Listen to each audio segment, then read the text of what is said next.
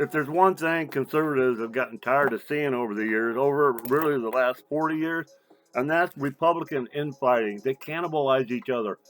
Unfortunately, we've got that happening again right now in another very public display. But there's more to this MTG versus Trump war. There's repercussions. There's other things that come into play here. First of all, consider the Republican Party in this. Consider midterms. Consider the history of what has happened from these flare-ups. We're going to look at all these things. This is going to be a short, fast video, but these are things that aren't being talked about, and they really should be talked about, so we say it on what they don't say. First of all, it's really ugly. We didn't want to see it, but Trump and Marjorie Taylor Greene are both bombastic people by nature. We know that. But she put Trump in a position where he had to act. It's like she was begging to be knocked out. She just kept taunting and pushing. And the problem with her, Trump can take some dissent. If you don't agree, he can tolerate some of that.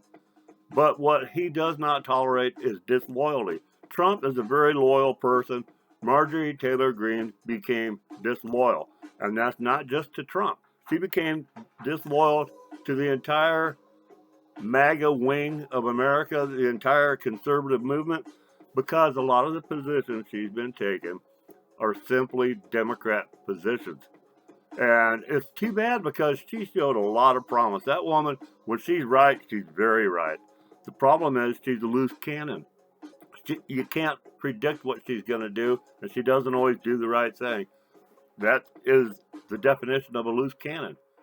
You know, a lot of people don't realize that the reason they came up with that term loose cannon, where that came from, back when they had the old wooden battleships, they had those cannons fixed in there on ropes so that when they fired off, the recoil didn't throw them across the ship. They'd tie them down. Well, then those ropes would break, and you've got 3,000-pound cannon flying all over inside the deck, taking men out, knocking other cannons out. It blew up everything. It was one of theirs, and it just destroyed everything. That's Marjorie Taylor Greene. She's a loose cannon. She's a bomb thrower.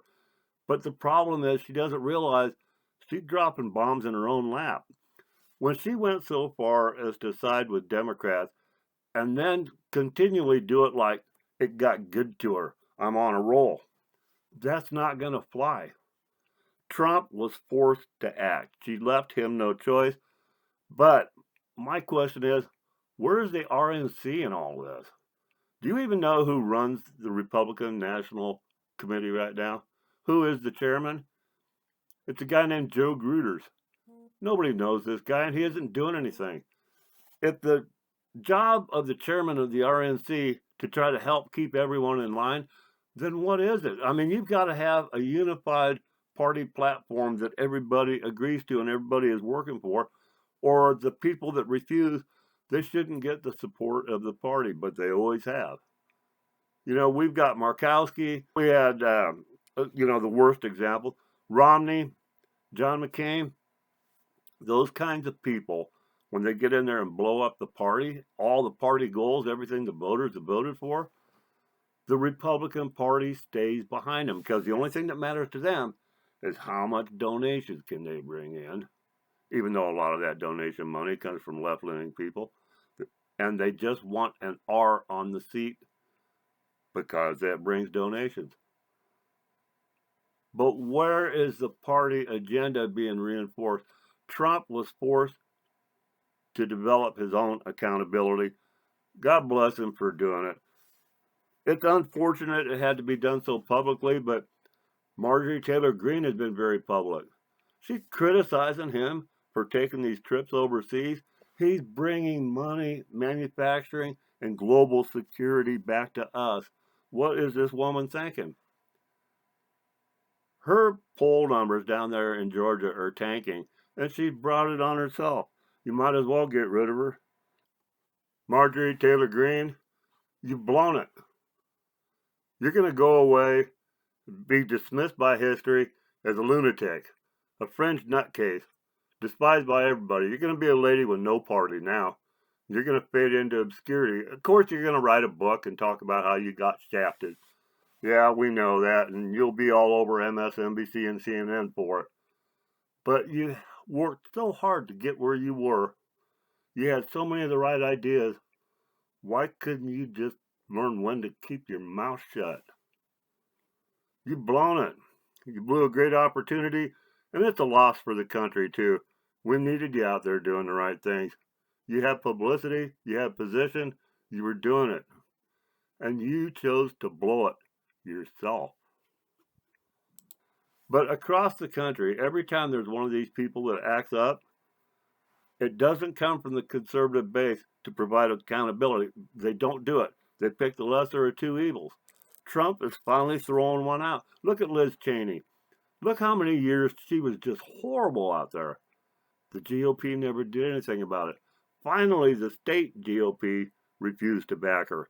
After years of her being a Democrat, using the name of the Republicans, using the party resources of the Republicans, and getting the party support of Republicans, finally the state decided to dump her. National GOP never did. What is wrong with these people? We've got to have accountability.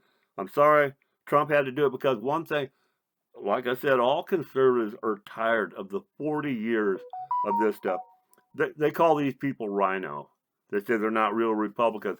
When they're getting support from the party, yeah, they're a real Republican. Unfortunately, they might not have the same policies as some voters, but evidently the party is fine with them, right? The party doesn't provide accountability. Trump finally did. God bless him. But we've seen this pattern before. Republicans say, give us the power. We get in there and by God, we'll do this, this, and this. We're going to serve you. This time we're going to be different. This time we are going to be conservative. They always promise that. But then when they get in there, everything falls apart. And we know it's got to do with the donors and all the meetings that go on in the background. We know this. And we know a lot of them kind of agree with the Democrats on too many things. They can't campaign on that. They can't talk about it openly. But their acts show this. There's always a certain percentage, a certain small number of Republicans that always join with Democrats on critical things. None of those people is ever rejected and tossed out by the party. Trump has a chance to throw one out right now and set the example. He's doing it. I wish he was calling for the Republican Party, the RNC, the party nationwide to do this. Purge your ranks. Get these people out. I don't know what went wrong with Marjorie Taylor Greene. I don't know what went wrong with her mentally, but Trump calls her wacky, and she has been. She's been a very hard person to support, and I tried because there was a lot of things that she did that I liked. However, all of a sudden, out of left field, here comes this wacky, almost Q-tard level nonsense, and she's done that consistently. If you're going to pick a fight with somebody like she chose to do, choose your battles wisely. You don't go after the most popular political figure in America and think that you're going to get away with it when you know darn well he's just as public and bombastic as you are, and he has more voter support. He has it nationally. There's a lot of people that turned on her a while ago. Like I said, Chip Roy is the first example that comes to mind. He has gone out there and criticized some Trump policies, but he doesn't attack the man, and he doesn't side with Democrats to do it. That is the difference with Marjorie Taylor Greene. We've seen these Republicans, they do this, they create these situations of cannibalism. They start eating each other. We've seen it over and over again. It happens in every cycle. In every presidential cycle, it happens. We can't seem to get away from it. And it's a cancer. The cycle keeps repeating itself. The Republicans, they want the donations, they want support, they promise to be conservative, they get in there, and all of a sudden, all the wheels come off. Right now, Congress is not pushing Trump's ambitious MAGA agenda. They let the Democrats keep the country shut down for 40 days. That was days of the congressional session. Now we've got a short session ahead of us. They don't have time to push the MAGA agenda Trump wanted. He's had to get everything with executive orders. They've done almost nothing. Trump is frustrated. She bit the wrong bear at the wrong time. The guy's got his hands full with enough problems. He doesn't need cannibalism from within the party. And this cannibalism always produces the same results. They get in there, they promise if they get the power, by God, they'll be in there. They got the House, the Senate, the White House. How much more damn power do they need? I know I don't want to hear the excuses. Well, they needed a couple Democrat votes. Yeah, because they've always got Republicans that won't vote with them. When Republicans have the power, they refuse to use it. Democrats display more power when they are out of office than the Republicans do when they're in. And then they start eating each other. And what happens? They get the power, they hold all of Congress, they disappoint the voters, they piss people off. All of a sudden, the Republican turnout is lower. Here we are headed into midterms. We are in real danger of flipping the Senate back to the Democrats. It's almost like they want this. You have to ask yourself deep down, do they really want to be in charge? They are so much better when they're in second place because nobody ever purges those people out of the party. Trump got forced into it. He didn't want it. Marjorie's going nuts over these Epstein files.